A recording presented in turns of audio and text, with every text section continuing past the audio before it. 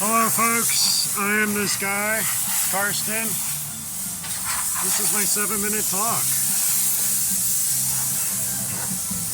The Russians and the Russian system have taken over the law, the courts, the judicial system, and the police.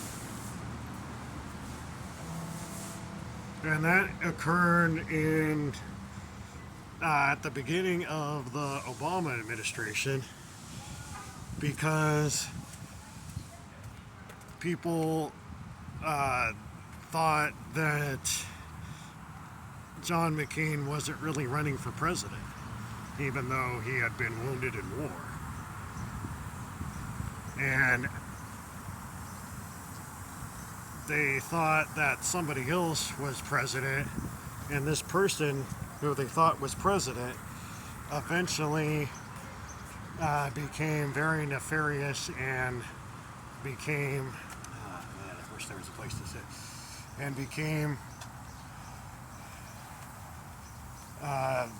very nefarious, and then he had power on his own away from the system that he, is a part of, Steve McCumbee. So that occurred, and then, things like people got shot up into space right now. And if you notice right here, I was trying to get a view of kind of like how many people are outside, because it's not really all that many.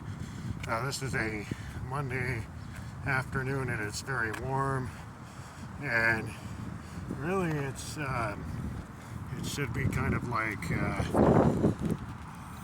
it's Easter, so you would think kind of like it should be kind of spring break or whatever. We're right by the mall here, so really you should be seeing some more people outside. So I fear that there's been some sort of a Holocaust that has gone on, very clandestine without the D. So it's very important to value yourself and value life and value who you are. There used to be a gate around Ontario, and then you go in through the gate, and it wasn't clear if you would tap or not tap or what the taps even meant. But it was tap does not exist environment. Not that you tap, not that you don't tap, but the tap just doesn't exist. Ontario. But where's the gate? Now one place the gate may be is GATE for the gifted program. That may be the symbolism for the gate. But Ontario was not a big old city like this. It was a small place in a gate. I don't know about making a video such as this to illustrate that, but definitely Ontario used to just be a small little area. So the Russians, when they took over, they instituted penance, and what they have done when they put what George W. Bush said, to just forget about penance, and Vladimir Putin said we can't forget about it forever. Well, George W. Bush is like, well, we're Americans. We don't have to deal with penance. It's kind of like, it's basically kind of like the soulful thing to do, and it was this joke about souls, and then he's like, can I look into your eyes and see your soul? But George W. Bush, he was looking into Vladimir Putin's eyes and seeing his soul several decades ago. Obama,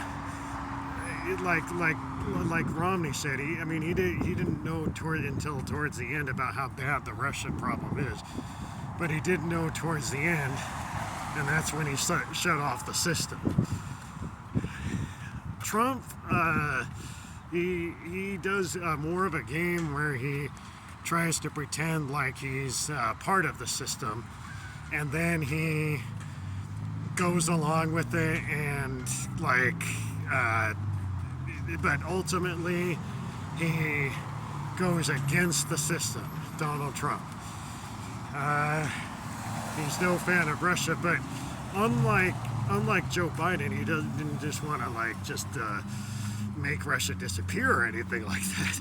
He wants to find a solution to the whole mess.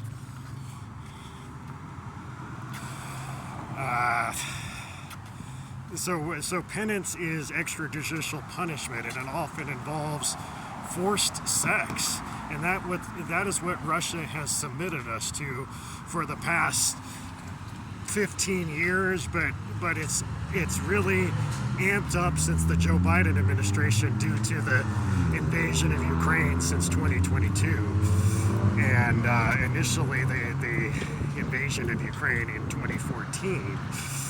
The Ukrainians probably